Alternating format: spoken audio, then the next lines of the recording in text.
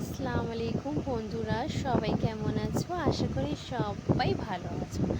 আজকের মা বাজার থেকে গোল্ডেন ফিশ নিয়ে এসেছে, তো আমি ভালো করে ধুয়ে পরিষ্কার করে নিয়েছি এখানটায়। তো আমি এখানটায় নুন আর হলুদ গুঁড়ো মাখিয়ে দেবো ভালো করে। এই দেখুন আমার মাছ ধোয়া হয়ে গেছে, ভালোভাবে পরিষ্কার হয়ে গেছে। এখানটায় আমি কড়া নিয়ে নিয়েছি, কড়াতে আমি নিয়ে নিয়েছি সরিষার তেল। এই দেখুন সুন্দরভাবে নিয়ে নিচ্ছি। আপনারা সাবধানে মাছ ফ্রাই করবেন, কিন্তু আজকে আমি মাছ ফ্রাই করছি না, আজকে আমি গোল্ডেন ফিশের চচ্চড়ি রান্না করব। তো আপনারা অবশ্যই পুরো ভিডিওটা দেখবেন আর আমাকে লাইক শেয়ার সাবস্ক্রাইব অবশ্যই করে দেবেন। আর যারা আমার চ্যানেলে নতুন আছে তাদেরকে অসংখ্য ধন্যবাদ জানাচ্ছি। আমিও তাদেরকে সাপোর্ট করব, অবশ্যই আমাকে কমেন্টে জানাবেন, আমি সাপোর্ট করব তাদেরকে। যারা আমার ভিডিওগুলো দেখে আমাকে কমেন্টে একটা কথা বলে যাবেন বা কমেন্টে কিছু ভালো বলে যাবেন, তো আমিও তাদের মানে চ্যানেলে ঢুকে আমিও সাবস্ক্রাইব করে দেব, কমেন্টও করে দেব। ওকে, তো এখানটা আমি প্রথমে পেঁয়াজ দিয়ে দিয়েছিলাম, পেঁয়াজটা আমার হালকা গোল্ডেন ব্রাউন হয়ে এসেছে। আমি একটুখানি আর লালচে লালচে করব, তারপর আমি মশলা একে একে সব দিয়ে।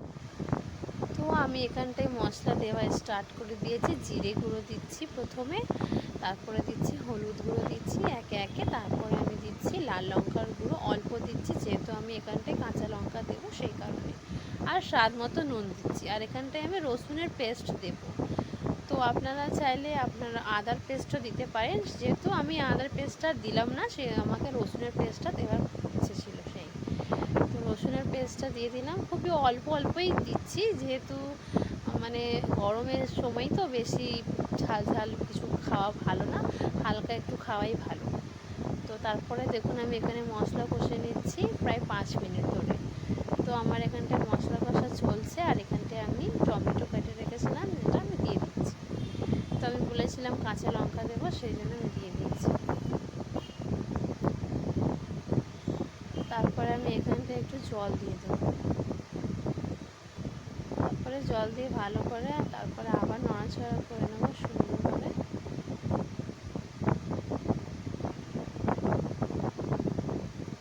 নড়াচড়া এখনও চলছে আমার, টমেটোগুলো একটু গলে গলে গিয়েছে।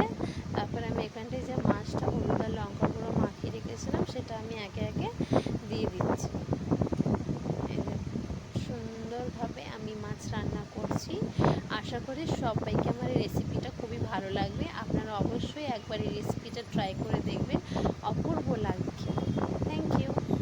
তো দেখুন আমার এখানটায় মাছ দেওয়া হয়ে গিয়েছে সুন্দরভাবে। তো আমি এখানটায় ভালো করে মাছের সাথে মশলা কষে নিচ্ছি। একটু কষা কষা তো করতেই হবে, সেজন্য আজকে আমি মাছের চচ্চড়ি রান্না করছি।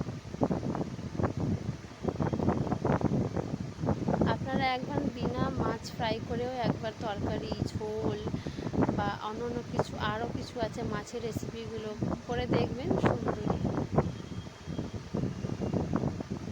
এখানটা আমার মাছের মশলা মেলানো হয়ে গিয়েছে, আর বেশি ঘাটাঘাটি করছি না। তারপর আমি এখানটায় জল দিয়ে দেবো, তারপর আমি এখানটায় জল অ্যাড করে দিচ্ছি। জল অ্যাড করা হয়ে গিয়েছে আমার এখানটায়।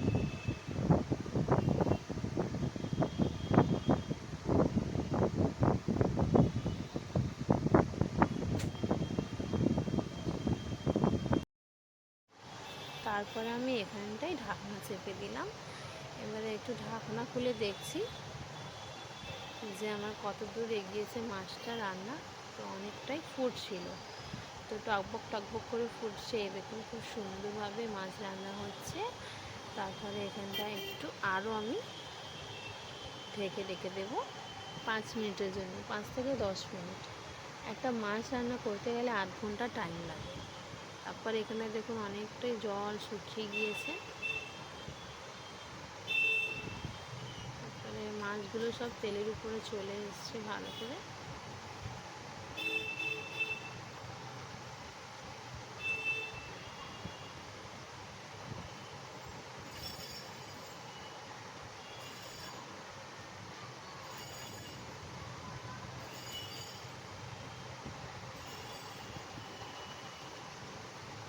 খুবই সুন্দর একটা রেসিপি, অবশ্যই আপনারা একবার ট্রাই করবেন।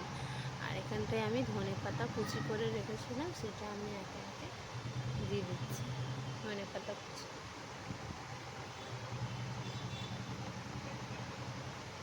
খুব কষ্ট করে আমি ভিডিও বানাচ্ছি একটা হাতে ধরে, তো আপনারা অবশ্যই আমার চ্যানেলকে সাবস্ক্রাইব করে দেবেন। আর উপর থেকে একটুখানি সরষের তেল আমি ছড়িয়ে দিলাম, খুবই অল্পভাবেই দিয়েছি, তো টেস্টটা হয়। তো মাশাআল্লাহ আমার রেসিপি রেডি। আশা করি সবাইকে আমার রেসিপি খুবই ভালো লাগবে। তো এই দেখুন এবার আমি মাছটা দিচ্ছি। ধনে পাতার যে স্বাদটা মাছে খুবই টেস্টি লাগে।